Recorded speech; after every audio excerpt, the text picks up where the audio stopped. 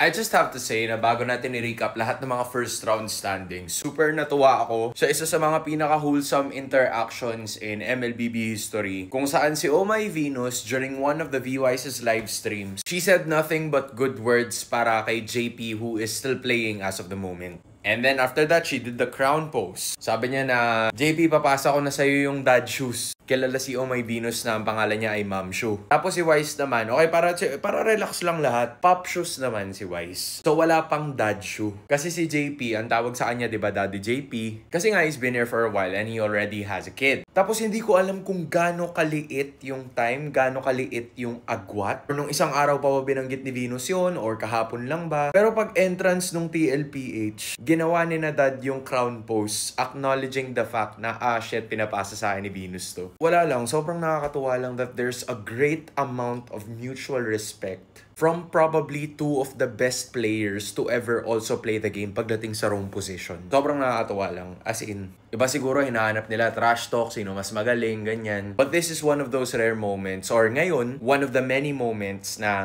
game acknowledges game. Respect gets respect too.